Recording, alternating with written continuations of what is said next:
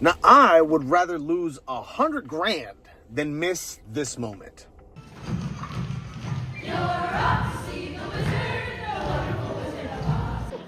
be ashamed of yourself, frying him like that when he came for your help. Silence, whippersnapper! Now, you've definitely heard of, like, you got to work on your business, not just be in your business, right? How much of that applies to your life, where you're working on your life and you're not just stuck in your life? This is a case for why I would rather be a remote worker and control my schedule as a contractor and self-employed than to submit myself to needing to tell someone when I'm going to be taking a bathroom break or when I'm going to have lunch. Now, to be clear, I am not against those lines of work. I am making a case, however, as to why I'm not in that world anymore. See, how I started this was by saying I would rather, but it doesn't mean that I have to lose 100 grand in order to be able to have this type of freedom. However, this freedom is important to me. Being available for recitals, especially first ones, okay? Being able to go to doctor's appointments, being able to go to the pool with the kids, or simply hit the park. See, I think we got sold on a binary, at least earlier in my life, of you have to work this long career in one role, and then maybe with your 401k, assuming you still have your health, you'll be able to enjoy a little bit of money that you've saved up through 401k or through savings or other investments and retire in the last 20 years of your life. Well, I can tell you for myself, I actually don't have a retirement plan that's based off of that type of savings. As a matter of fact, my bet is completely on myself.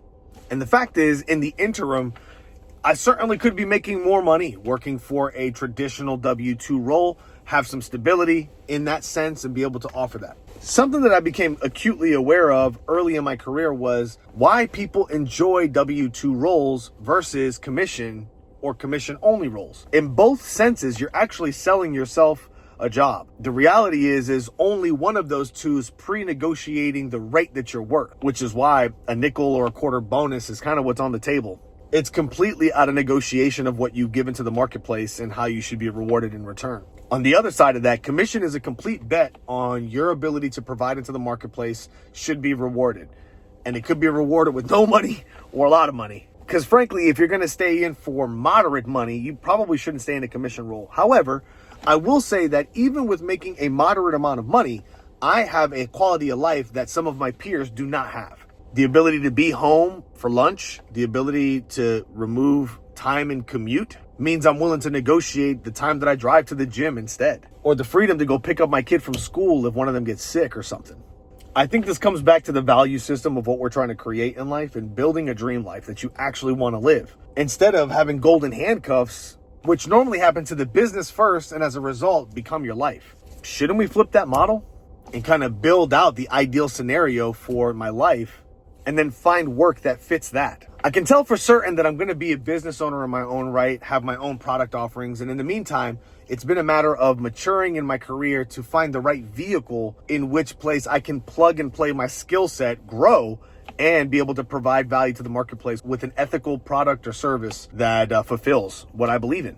But I got to tell you, to see the look on my baby's face when she knew that I was going to be showing up today, or encouraging her to blast out the text to the family so that she can get people to also show up that she cares about, and people flow in power to buy those tickets to show up. It proves the power that really sales is in everything. And the truth is everything that we want in life is a commission. And so even applicable to the W-2 employee, if we could find out what that commissionable outcome they want as a result of being steady Freddy, culturally, we'd be able to make sense as to why they should stay in the role until it's time for them to leave. And then train them for those reasons so that expressly they would only leave when it's time for them to outgrow the current circumstance. I guess the big reason I'm sharing this with you now is because I absolutely love being able to be there for my family. And while I absolutely am going to make more money than I am today, nothing limits me from making more money now, and being true to not compromising my values and time was something that I was able to foresee and start building a skill set to give myself an escape route to be where I'm at today. The intrinsic value in living out your ethics is unmatched. And I highly recommend, whatever you believe in, that you would do the things that set up your future self for success.